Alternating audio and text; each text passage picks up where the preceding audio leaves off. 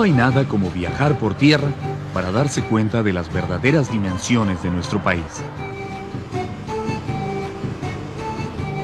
8 o 12 horas en la carretera a veces no son suficientes para pasar de un departamento a otro. Y por supuesto, se necesita mucho más que eso para trasladarse desde la costa a la montaña. La ruta que estamos siguiendo ahora atraviesa 3 departamentos. Saliendo de Chiclayo en dirección noreste, vamos a viajar cerca de 900 kilómetros hasta llegar a Chachapoyas, en el departamento de Amazonas.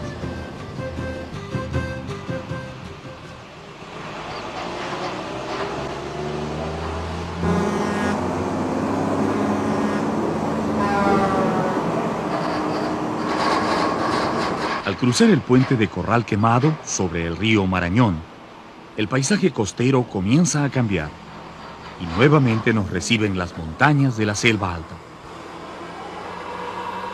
Estamos reingresando al territorio de los antiguos Chachapoyas, pero esta vez por el sector norte.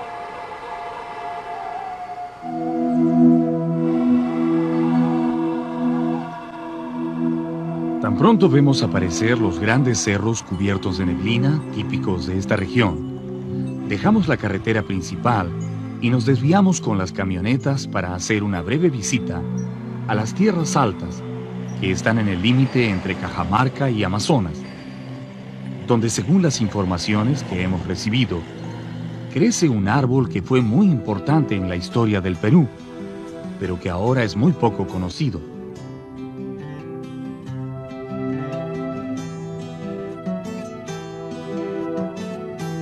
Hace muchos años, los cerros que vemos aquí estaban cubiertos de abundante vegetación.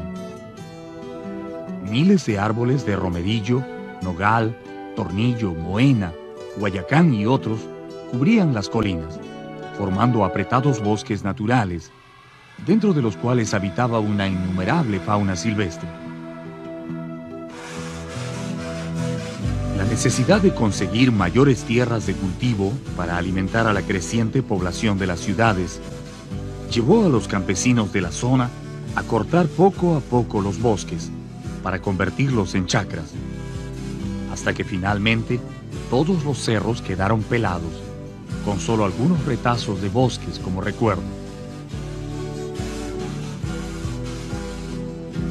En estas colinas la tierra no es buena.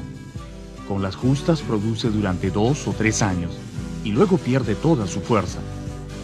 Así que no queda más remedio que seguir talando bosques para hacer más chacras.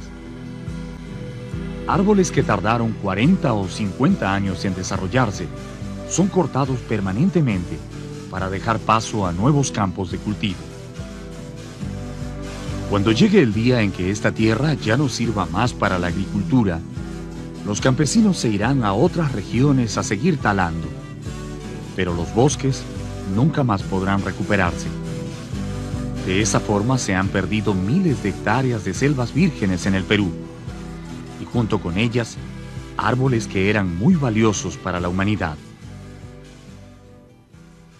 Al lado del romerillo, el nogal y la moena, hace mucho tiempo crecía en estos bosques un árbol muy alto, de hojas anchas, ramas elegantes y copa redondeada. Un árbol al que todos aprendimos a reconocer desde niños, porque lo vimos dibujado en el escudo nacional como el mayor símbolo vegetal de nuestra patria. ¿Lo recuerdan? Es el árbol de la quina, el árbol nacional del Perú.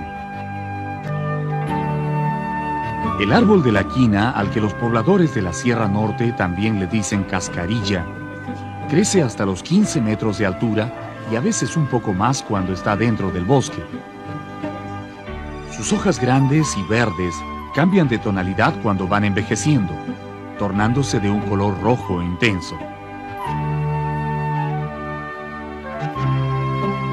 Este árbol produce unas flores diminutas y muy bellas, y unas semillas tan delicadas que si no encuentran buenas condiciones para germinar, mueren en muy corto tiempo.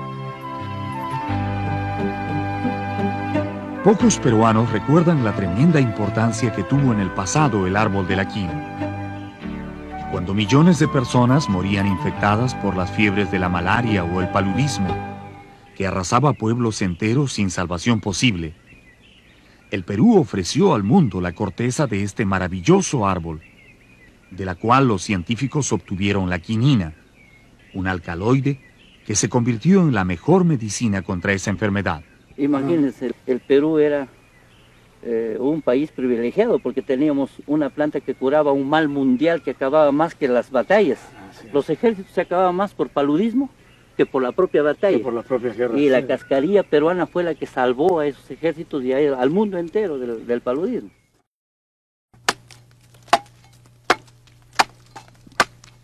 Para obtener la quinina, los pobladores de la ceja de selva cortan trozos de la corteza.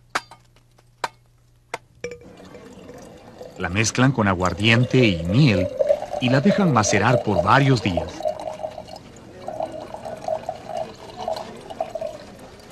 La corteza libera el alcaloide en el aguardiente, que se convierte en un brebaje sumamente efectivo contra el paludismo y contra cualquier tipo de fiebre. En las zonas rurales del Perú, la cascarilla es ampliamente conocida y se confía en ella para combatir las fiebres más que en la medicina moderna. En su libro Las tradiciones peruanas, don Ricardo Palma narra la historia de la condesa de Chinchón, esposa del 14º virrey del Perú, don Luis Jerónimo Fernández Bobadilla y Mendoza, conde de Chinchón. Dice la historia que a las pocas semanas de haber llegado a Lima, la condesa fue atacada por unas fiebres altísimas de naturaleza desconocida que la pusieron al borde de la muerte. Los médicos que acudieron a atenderla reconocieron de inmediato los síntomas de la enfermedad del paludismo, o terciana, muy común en el Valle del Rímac en aquel entonces. Incapaces de curarla, comunicaron al virrey que debía prepararse para lo peor, pues ningún paciente que ellos conocieran había logrado salvarse de esa infección. Cuando ya las campanas de Lima doblaban en medio de oraciones y lamentos, un sacerdote jesuita se presentó en el palacio y pidió ver a la enferma. Traía consigo una pócima que de inmediato hizo tomar a la condesa, ante la atenta mirada del virrey y el médico de cabecera. Durante 2 noches seguidas bebió la cascarilla, hasta que al tercer día se levantó milagrosamente curada. En recuerdo de esta historia y de la bella condesa de Chinchón, el nombre científico del árbol que la había curado sería en adelante Cinchona officinalis. Las propiedades curativas del árbol de la quina se difundieron rápidamente por todo el mundo. Gracias a ella, la Iglesia Católica pudo quedarse en Roma, ciudad que iban a abandonar cuando una epidemia de malaria mató a 27 cardenales en el año 1629. Solo la quinina peruana pudo detener esa epidemia. También curó al Delfín, el hijo de Luis XIV, rey de Francia. Y durante la Segunda Guerra Mundial, salvó la vida de miles de soldados norteamericanos que peleaban en las islas del Pacífico, infectadas de malaria.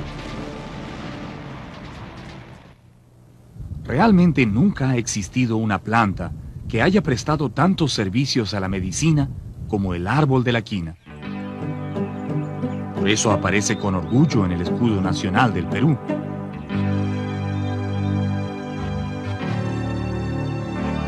Lamentablemente, las miles de toneladas de corteza de quina que entregamos al mundo produjo la depredación de nuestros bosques y la dramática disminución de los árboles que una vez fueron la salvación de la humanidad.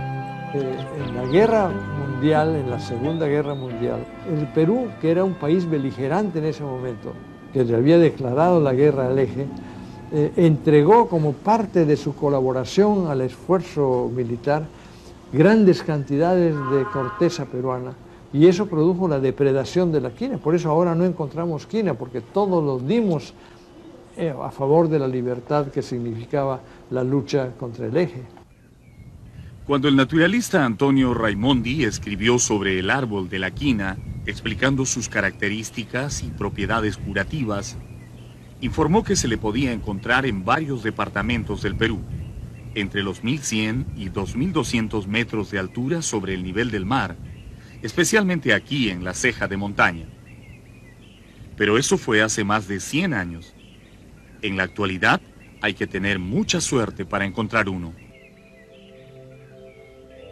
Desde que los científicos lograron producir quinina artificial, la cascarilla fue cayendo en el olvido y el Estado descuidó la protección de los quinales, al punto que ahora, por la tala indiscriminada de bosques, nuestro árbol nacional está prácticamente en camino a la extinción.